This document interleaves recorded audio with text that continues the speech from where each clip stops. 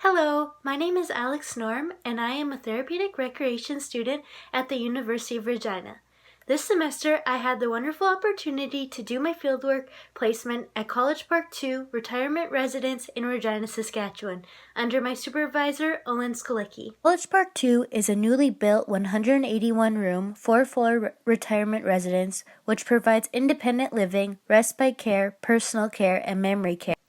This semester, I had the pleasure of planning and implementing programs, administering assessments, completing documentation, setting resident-specific goals, adapting programs as necessary, communicating with families and care teams, and most importantly, developing meaningful relationships with residents, staff, and the residents' families on personal and memory care floor.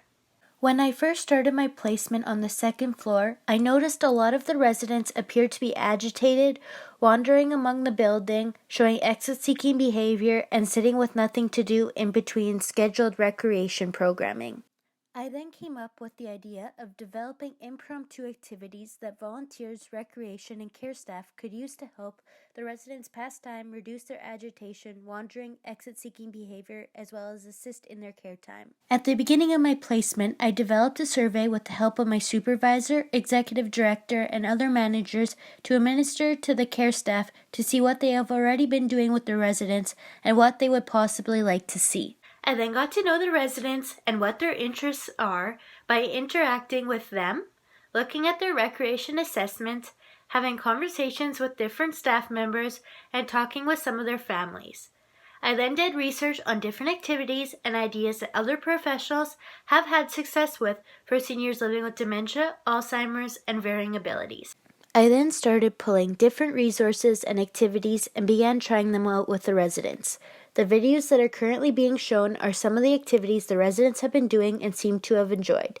Other activities that have been included are singing, trivia questions, coloring, puzzles, and helping with housework, such as folding and sorting. I also incorporated a variety of themes into the different activities based on their love for vehicles, farming, gardening, cats, dogs, and babies.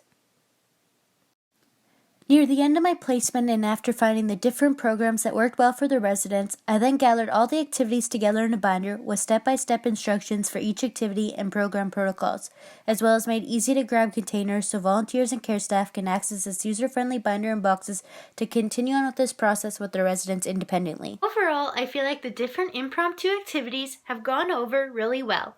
The care aides are starting to see the difference in the overall moods of the residents, and they are staying present and engaged throughout the whole activity. They can also see the activities are super quick and easy to implement for when they have a few extra minutes in their busy schedules. Family members have also noticed and commented on the improvements when visiting with their loved ones after they have seen them firsthand participate in the activities or hearing my feedback. It has been awesome to see the residents who may not participate in scheduled recreation programming enjoying themselves, as well as seeing the residents with smiles on their faces and noticing the complete difference in their mannerisms when interacting with cats, dogs, and babies, or discussing topics based on their interests. These impromptu activities will not only benefit the residents by keeping them active, assisting them in using their fine and gross motor skills and using their brains, but importantly, these activities will help to develop those meaningful relationships between the ones administering the activities and the resident. The only thing I wish was different was that there was more time to come up with the different activities for each individual resident based on their specific needs and interests. By completing this project, I've built up my toolbox with different research and activities to help in my future positions. I have discovered different and creative ways to gather information about the residents to accommodate and meet their needs, and find research and trends that work with seniors who have Alzheimer's, dementia, and are living with different abilities, and find different ways to improve their quality of life.